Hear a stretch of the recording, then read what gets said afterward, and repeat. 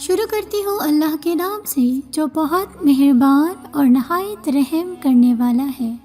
لاکھوں درود و سلام آپ صلی اللہ علیہ وسلم پر اور آپ صلی اللہ علیہ وسلم کی آل پر۔ حضرت نوح علیہ السلام، جن کو آدم ثانی کہا جاتا ہے، کیونکہ ان کی قوم پر جب عذاب آیا تو سب لوگ غرق ہو گئے، پھر باقی کی دنیا ان کے بیٹوں سے پیدا ہوئی، اس لیے ان کو آدم ثانی کہا جاتا ہے۔ ناظرین، ان کی قوم پر جو عذاب آیا وہ ان کی نافرمانی اور سرکشی کی وجہ سے آیا۔ حضرت نوح کی قوم بت پرستی سے باز نہیں آتی تھی۔ حضرت نوح علیہ السلام جو بت پرستی کے خلاف وعظ فرمایا کرتے تھے، ان کی قوم ان کے خلاف ہر کوچہ ہر بازار میں جا کر چرچا کرتی تھی اور بت پرستی کو فروغ دیتی تھی۔ بت پرستی سے باز آنا تو دور کی بات، بلکہ وہ اس کا چرچا اور تبلیغ کرتے تھے، اور اس طرح حضرت نوح علیہ السلام کو مختلف قسم کی ایذائیں پہنچاتے تھے، ان کو تکلیف دیتے تھے۔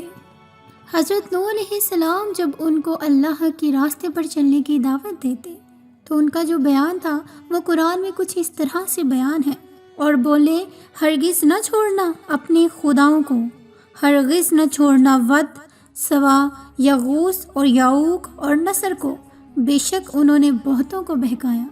تو ناظرین، حضرت نوح علیہ السلام کی قوم جو بت پرست ہوئی، ان میں ان 5 بتوں کے نام بہت مشہور ہیں، لیکن کیا آپ جانتے ہیں کہ یہ 5 بت محض فرضی نہیں تھے، یہ بہت نیک اور برگزیدہ لوگوں کے مجسمے بنا کر رکھے گئے تھے۔ لیکن یہ نیک لوگ کون تھے جن کے مجسمے بنا کر حضرت نوح علیہ السلام کی قوم بت پرستی کیا کرتی تھی؟ آئیے جانتے ہیں۔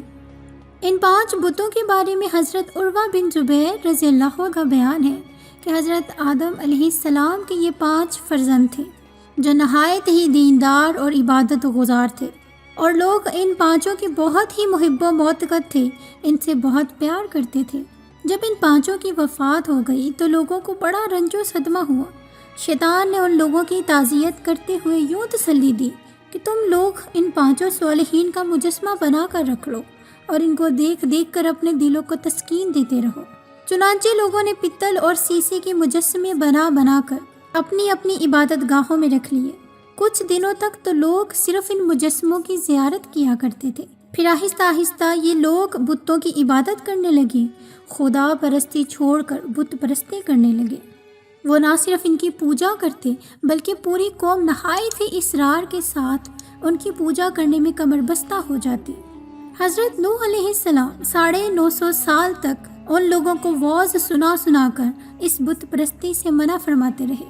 بالآخر جب ان کی سرکشی حد سے بڑھ گئی اور ان کی ایذائیں آئے روز بڑھتی گئیں تو ان پر عذاب نازل ہوا۔ طوفان میں غرق ہو کر سب ہلاک ہو گئے، مگر شیطان اپنی اس چال سے باز نہیں آیا اور ہر دور میں اپنے وسوسوں کے جادو سے لوگوں کو اس طور پر بت پرستی سکھاتا رہا کہ لوگ اپنے صالحین کی تصویروں اور مجسمے بنا کر پہلے تو کچھ دنوں تک ان کی زیارت کرتے رہے، ان کے دیدار سے اپنا دل بہلاتے رہے، پھر آہستہ آہستہ وقت گزرنے کے ساتھ ساتھ ان تصویروں اور مجسموں کی عبادت کرنے لگے۔ اس طرح شرک و بت پرستی کی لعنت میں دنیا گرفتار ہو گئی۔ خدا پرستی اور توحید خالص کا چراغ بجھنے لگا، جس کو روشن کرنے کے لیے انبیاء سابقین یکے بعد دیگرے برابر مبعوث ہوتے رہے۔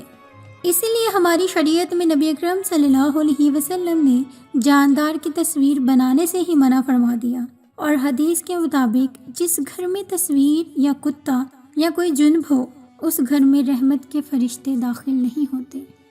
پیارے ناظرین، آج کے اس ویڈیو میں ہم نے آپ کو وہ 5 بت بتائے ہیں جن کا ذکر قرآن پاک میں بھی ہوا ہے، اور وہ محض خود ساختہ بت نہیں تھے بلکہ وہ دینی شخصیات کی فوت ہو جانے کے بعد لوگوں نے ان کی یاد میں مجسمے بنا کر رکھ لیے اور ان کی پوجا کیا کرتے تھے۔